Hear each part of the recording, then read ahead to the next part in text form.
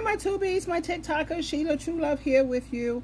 And I want to talk about how the people of America, so it seems, we are the world's ATM machine. Listen in. I am tired.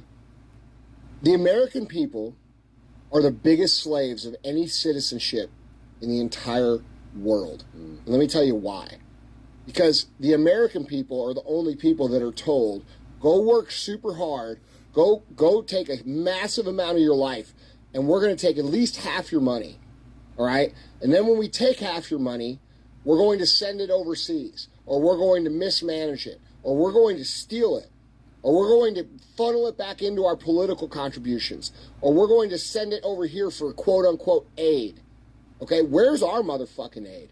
Where's our aid from Kuwait or any of these other rich countries to fix our homeless problem? Do you ever notice that none of the other citizens on the planet work so that we can have a better here in America? It's always the other way around. Why the fuck are we, the citizens of the United States of America, financing the well-being of every other fucking country in this planet? Okay? Until people wake up to that and say no more, shit's going to continue. This land of the free. That's a fucking joke. That's a fucking joke, dude. Land of the free. Land of the motherfucking worker bees is what we are. We work. Government takes more than half of our money. And you say, oh, well, they don't take half of mine. They only take half of the rich people's money. Oh, really? What do you pay when you buy shit? What do you pay when you own shit? What do you pay on your personal property? What do you pay when you put gas in your car? Okay? And if you add all those things up that you pay, they're taking 50% of your money too. And they're telling you to work. The American dream, the American dream, the American dream. And then we'll take half your shit and we send it to other countries. We are the world's ATM. The people of America are the world's ATM. It needs to end. People need to say no more. They need to get smart about taxes. Do you ever question why you weren't taught personal finance, balancing your checkbook, or taxes when you were in high school? Why isn't that part of the public education? Why are they teaching instead gender ideology and all this fucking bullshit? Because they want you to be financially ignorant so that you will go through your life not realizing how much they're actually oppressing you and how much they're actually stealing from you. And then they're going to tell you this is freedom. No, the fuck it isn't. It's not even close. So that's what I'm tired of. I'm tired of us being financially oppressed by our own government in the name of being quote-unquote good people to all these other people that want to kill us. Right. And me and told it is virtuous. It's noble. Bro, we should be paying 10% tax all in. If everybody paid 10% tax, and everybody paid it, the corporations paid it, the middle guys paid it, the little guys paid it, and everybody paid it. And there were no loopholes. And everybody just said, okay, 10%, just like a tithe at church, 10% of our income is going to these projects that are going to be done for American interests. Think how much different your life would be with 10% all-in tax. Think of the wealth that it would create. Think of the prosperity it would create. Do you know why they don't want that?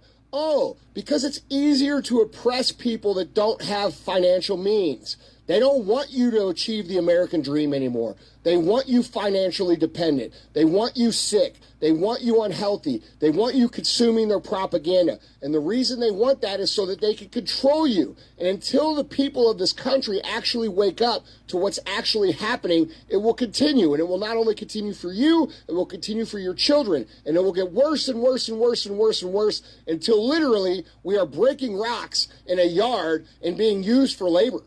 Like, this isn't freedom. We're not even close to it. We're a million miles away from it. These people steal our money. There should be no way in hell that any politician goes to Washington, D.C. and makes tens of millions of dollars or hundreds of millions of dollars. That shouldn't happen. There should be no way that they get to trade on stocks when they're in there making legislation that affects the companies that are actually trading or doing deals with certain companies between the government and these companies and then trading on those stocks. Like, dude, the shit is so corrupt. Most people don't have the financial understanding to even like sort of comprehend how bad the system is. If people truly understand how oppressive the financial system is, there would be a revolution. It would have happened 20, 30, 40 years ago. Like, this shit is way out of control, dude. And you're suffering for it. And while you're suffering for it, and while you're having trouble paying your bills, and while you're stressing over money, they're sending your shit to Ukraine. They're sending your shit to Africa. They're sending it to places, and we got hundreds of thousands of homeless people in our own country. Like, it's absurd, dude. It needs to end. It won't end until people wake up to it. Yeah, I agree with him. I mean, a lot of people are starting to get bent out of shape over this. A lot of people are angry. I know I'm disgusted. You know, like for the past 3 days, I was like feeling a little down, you know, because I have some of my clients calling me and they're having difficulties with their rent. You know, several people are getting evicted because they can't afford these high rents. The food is so costly. I live in New York. So I understand. These are people calling me from Atlanta, people calling me from Florida, people calling me from Mexico, people calling me from all over the world, Canada, you know, and I was like, I can definitely empathize with them. And I understand exactly what this man is talking about. A lot of people are getting sick and tired of it, and something has got to be done. Like when it comes to these rent, you know, they should not be allowed to charge you any more than 30% of your income. And that should be a law that is made. If you want to be a landlord in the United States, these are the guidelines and these are the policies that you have to follow.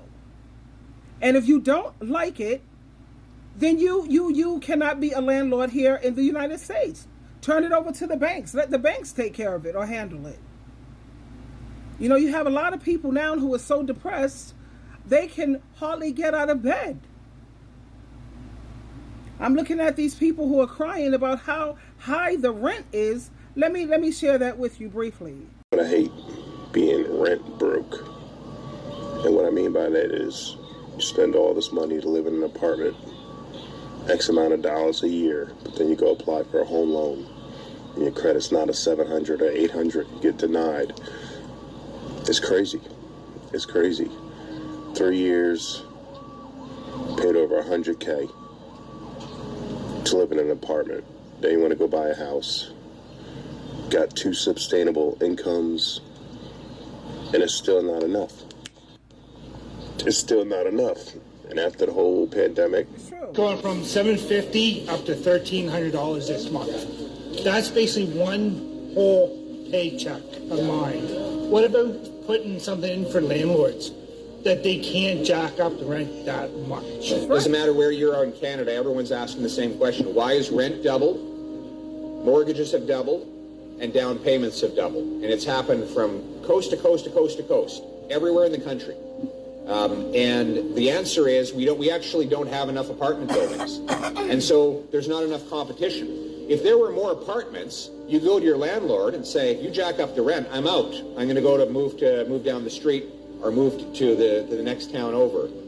But the problem is in Canada, like last year, our population grew by 1 million. People can no longer afford the rent in America, and now the rent is officially going. I don't want to take away from what he's saying because he's absolutely right, but let me add a little context into there. See, what's important to note is that he said the rent prices are decreasing year over year, which means the rent prices this year is lower than what it was this time last year. That's just a sample. I'm going to upload some more videos in terms of how many people are really freaking out when it comes to this rent. It's just out of control. And this is up to the people. The people have to, Biden, he needs to come up with an executive order. And I'm working for the legislature. And he needs to come up with an executive order. I work with executive orders. And he needs to put a stop to this. But it's up to the people to stop putting these type of people who are not doing, and these politicians who are not doing much of anything to help anyone but their friends and their family. It's disgusting.